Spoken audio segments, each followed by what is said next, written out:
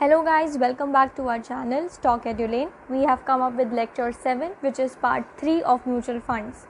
Lecture 5 which was part 1 of mutual funds, we discussed what is a mutual fund, we gave an overview कि mutual fund क्या होता है, कैसे work होता है, क्यों करना चाहिए म्यूचुअल फंड.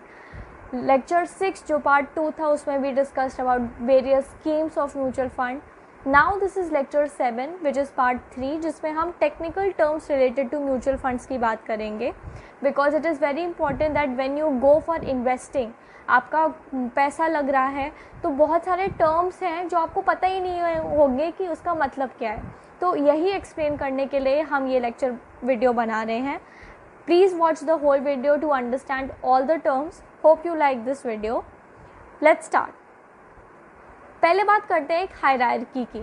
तो सबसे पहले होता है एक स्पॉन्सर जो एक पर्सन है हु एक्ट्स अलोन और with a corporate to establish a mutual fund.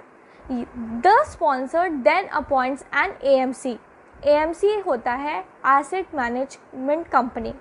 सो अब हम समझते हैं कि एसेट मैनेजमेंट कंपनी क्या है. एक एसेट मैनेजमेंट कंपनी एक फंड हाउस है या ऐसी कोई कंपनी है that manages the money invested in it, यानी कि it will manage the investment, marketing, accounting and other functions pertaining to the fund. तो और ये एसेट मैनेजमेंट कंपनी ही बहुत सारी स्कीम्स देंगी. तो basically these are all the companies that manages the investment by investing in the capital assets. और capital assets जो होंगे वो हो सकते हैं stocks, real estate, bonds, gold या कोई और एसेट्स. अगर हम बात करें कुछ AMCs इन इंडिया की तो वो हैं ICICI Prudential mutual fund, HDFC mutual fund, Aditya Birla Sun Life mutual fund, Reliance mutual fund, SBI mutual fund, L&T mutual fund, Kotak Mahindra mutual fund and Franklin Templeton mutual fund. तो ये कुछ एग्जाम्पल्स थे AMCs in India 2020 में. अब बात करते हैं हम फंड मैनेजर की.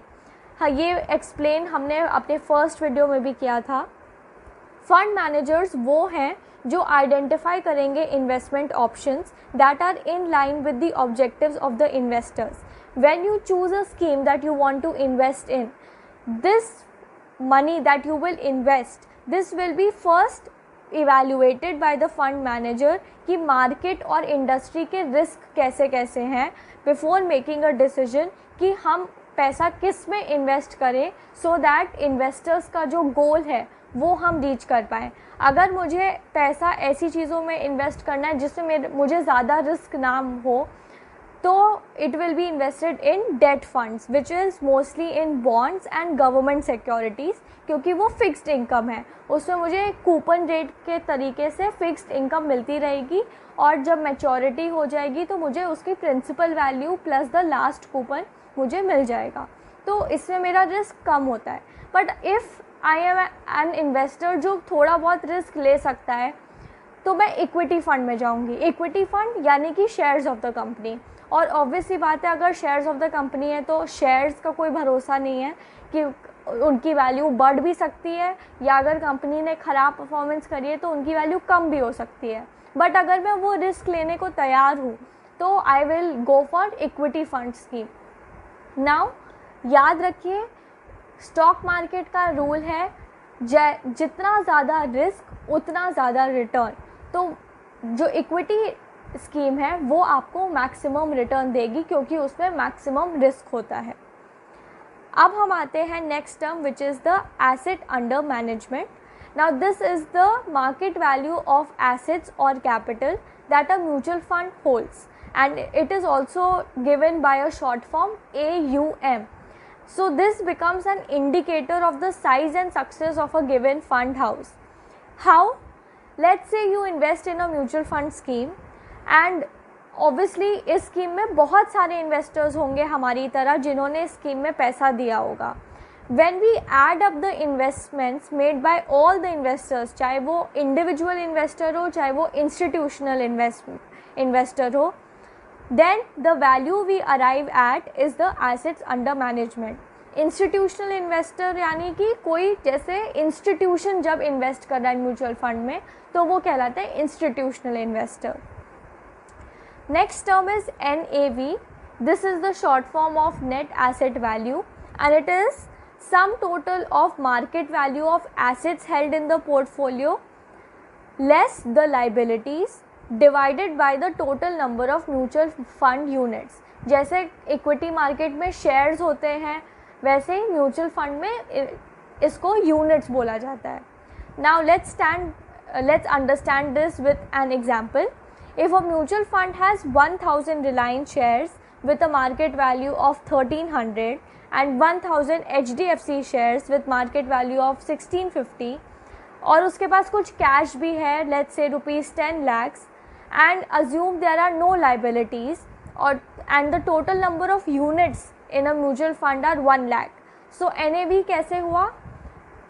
Reliance assets plus HDFC assets plus some cash minus liabilities divided by the total number of units. So this becomes equal to 1000 into 1300 plus 1000 into 1650 plus 10 lakhs minus 0 divided by 1 lakh, which was my number of units. This will give me the value of 39.5. This is the net asset value. Next term is load. This is a fee charged when you buy or sell the units of a fund. So there are two types of load, entry load and exit load. When you buy the units of a fund, you pay a percentage of it as a fee. So when you are investing rupees 10,000 and the entry load is say 2%, this means you pay rupees 200 as the entry load and 9800, that is 10,000 minus 200, is invested in the fund. But what is the good news? That in 2009 जो सेबी है यानी कि securities and exchange board of India, it has removed this entry fee rule on mutual funds. This means that your entire amount will be invested without any deduction. This has been implemented after 1st August 2009. Now we talk about the exit load. Exit load is levied as a percentage amount when the investor wishes to exit or redeems one's mutual fund investment before the otherwise stipulated time. मतलब कि मेरा अगर है 10 साल का mutual fund लेकिन मैं उससे पहले ही एग्जिट कर रही हूँ म्यूचुअल फंड से, तो एक मुझे फ़ी देनी पड़ेगी which is a percentage of the amount that is invested, and this is the exit load. Usually India में अगर हम बात करें तो HDFC equity, Birla Sun Life equity fund etc. charge if the exit is before 1 year, and this is if the amount is withdrawn before 1 year. So there is an expenditure that the mutual fund has to incur, which is why there is this charge. But अगर हम ICICI Prudential multi cap charges की बात करें तो उनका exit load 1% है if the exit is before 540 days. तो वो बेसिकली डिपेंड करेगा कि आप किस में इन्वेस्ट कर रहे हैं, कौन सी AMC में, और उनका एग्जिट लोड कितना है. Next term is NFO. This stands for New Fund Offer that usually happens when a mutual fund company launches a new open-ended या close-ended mutual fund. जैसे स्टॉक मार्केट में IPO होता है, म्यूचुअल फंड में NFO होता है. Next term is expense ratio. This is a measure of what it costs to operate a fund and expressed as a percentage of its assets.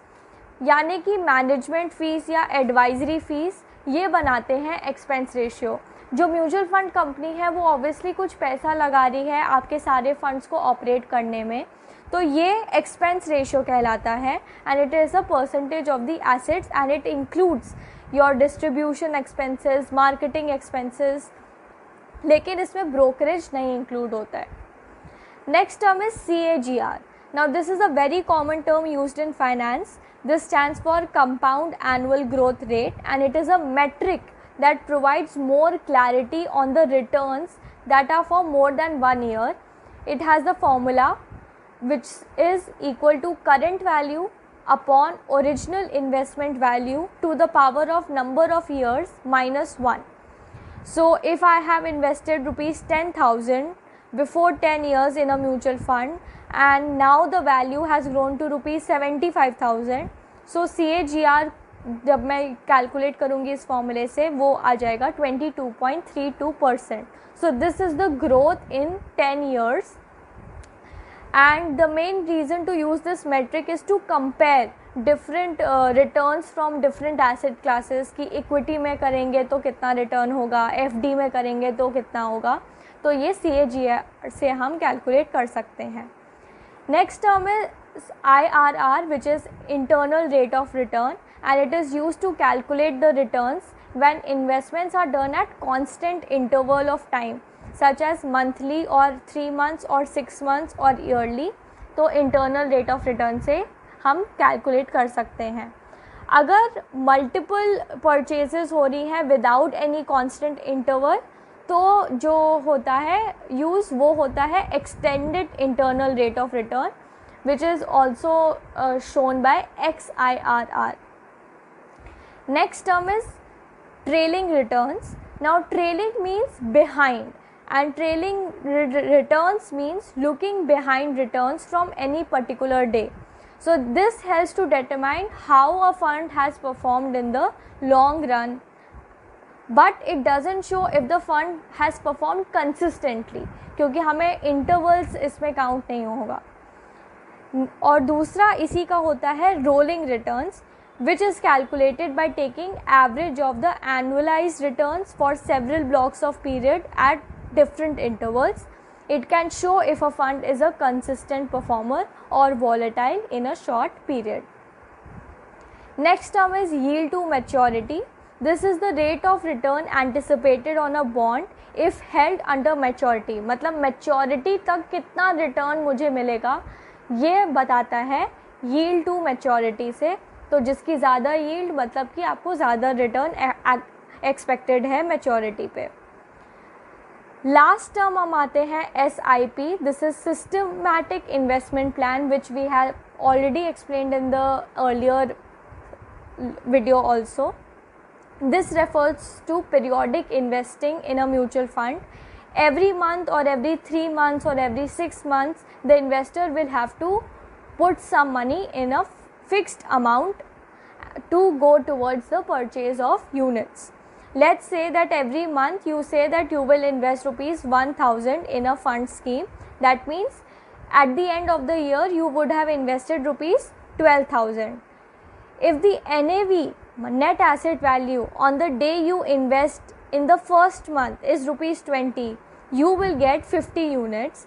Then the next month the NAV is rupees 25, you will get 40 units. The following month NAV is rupees 18, you will get 55.56 units. तो आप देख रहे हैं कि कैसे ये divide हो रहा है और आपका SIP के यूनिट्स बन रहे हैं. So on an average you would have paid rupees 21 per unit after 3 months. This is because when the NAV is high you get fewer units per rupees 1000. When the NAV falls you get more units per rupees 1000. So this was all. Thank you so much for watching the whole video. Do follow our Instagram page because there we give you polls and we expect your demand on different videos that we post. We expect that when should we release the video, so we ask questions on that. We also update about our upcoming videos, so do follow our Instagram page. The handle is given stock_edulane, and do subscribe to this channel so that you are always updated whenever the video is released. Thank you so much for watching and have a nice day.